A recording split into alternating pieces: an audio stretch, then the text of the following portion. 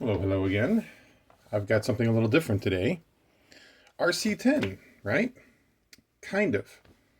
Um, you might notice from this gear cover that something's in the wrong position, right? So yeah, this is a car I built back in 2016.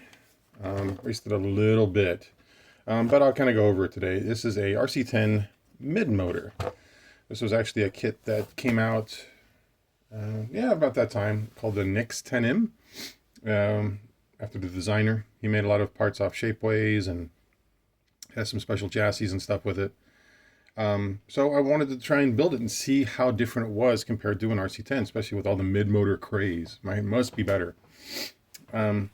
So right now I've got some carpet tires on it. I feel that a mid-motor setup is really for high grip, if and all, anywhere. It's nice numbers from the last race it was on. It's starting to crack up kind of bad, actually. Got some patina. But I wanted to see what the platform could do with it. So I built it. We'll go over a little bit of it right now. It's kind of in pieces because it's not perfect. Let's go ahead and take this out. And I've got a speed control here. I think that's loose. Oh no, it's mounted into the moment. It's moving around a little bit. But as you can see from the layout, it's got a custom chassis. The steering system is a lot like what you'd see on another type of race car. These are 3D printed, actually. They are brittle, sadly. I've already broken a set, and with Shapeways' problems lately, I don't know if they're going to get another set on here. So I'll probably be looking for some type of solution on those. But they did work great on that. Standard front end. It's wide as well. Battery is transversely mounted. The speed control is actually from it's another Sandwall, but this is like from their Drift series or something. I got it because it was a combination of receiver and ESC in one, which saved money. It worked fine until these little thin tabs started breaking, and this ESC isn't meant for off-road use. It's meant for smooth, surfaces where not a lot of pressure is put on these internal tabs. So I put it on this car to kind of modify a little bit, see if I can get that to work better since it was kind of out of commission. You've got a brace that I thought was kind of innovative that you kind of saw later on in cars that kind of stiffen the chassis. A 3D printed waterfall, 3D printed gear cover. I've already been through one of these that cracked. And you'll notice a stealth transmission. And this is actually the case out of an RC10 GT. And you just reverse this little gear, just put a grub of Shugo on it, just to kind of keep it there. Going out to CVs. With the shock tower that's there, that's all the suspension travel this thing's getting. That's it. The bulkhead is mounted invertly. It's taken a few hits. It does give it a unique look. But that's all the suspension travel currently with the current shock tower that's on it. Unless I start moving out positions and getting more flow in it, which I feel it needs. It needs a lot more work on that. B6 mounted B6 wing mounts. Standard ball differential, so it feels okay. But yeah, this was a car I just really struggled with. I can never really get the setup with it, and I felt like this was a platform I wanted to kind of just reach back as I learned more of mid-motor setups in current cars and kind of apply that to this car. It constantly loses the retraction with current standard AR mounts. You can see I've already broken one. I actually built this to go racing at the outdoor 2016 Really Race of Champions, which is why the body there. And I think it was Hot Rod. And it was like their only one they ever did outside. It didn't have a big group, but Associated definitely showed up in force and wanted to see what their cars could do. They were starting with laybacks, and I think by the end of the race, they were already moving to lay down. It was a cool track to race on. It's not easy to get to for me. But I got to it. The track logistics are kind of a pain in the butt. It made me appreciate my local track even more. But the actual track itself was awesome.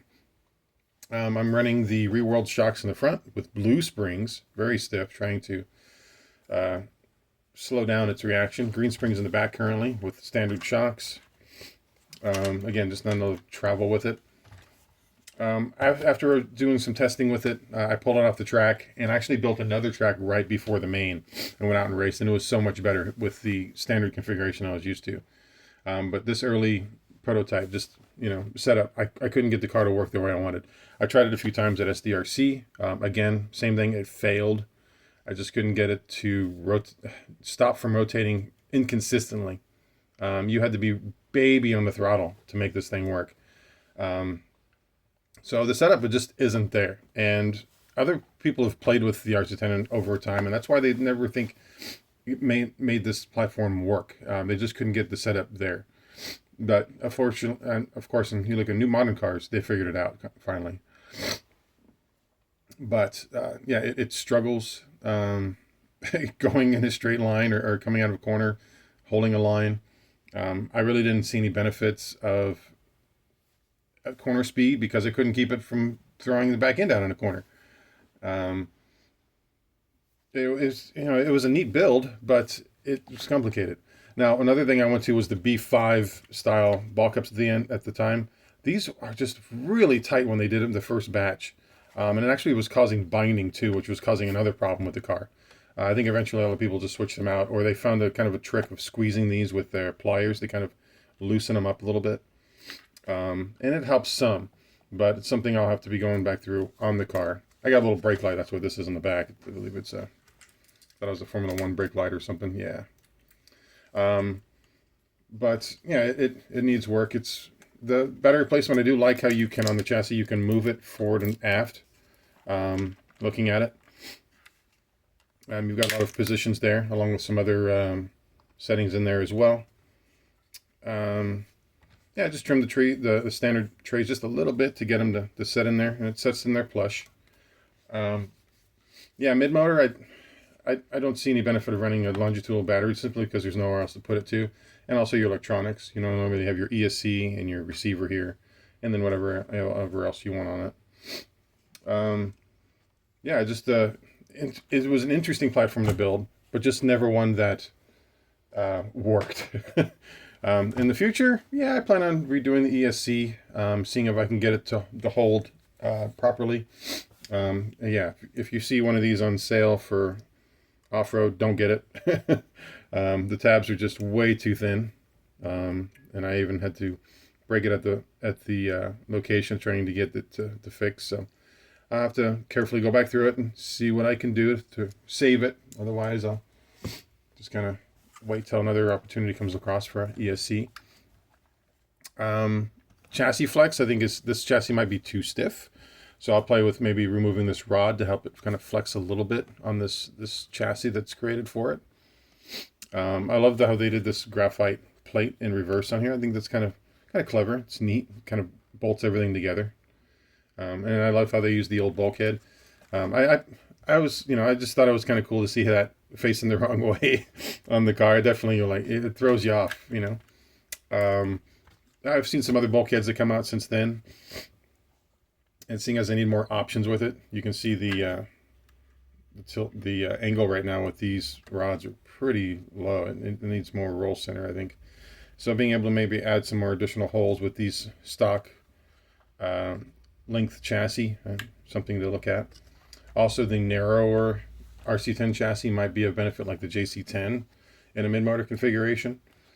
Just giving you more options with it. So yeah, if anyone dares to go with an RC10 mid-motor, I'm sure you're going to be struggling with setups, and there's some forums out there of guys of what's worked for them. But I got some carpet tires and I just left it on there, seeing as if I was ever going to test it at our local track, maybe 17.5. Well, when we had a carpet track that was nearby, but it closed, and so now it just kind of looks pretty on the shelf for now. One of my non-runner cars for now, until more becomes available. But if you ever want to see an RC10 mid-motor, now you have. Be careful if you ever decide to get one. You're going to be spending a lot of time trying to figure out setup. Hope you enjoyed it.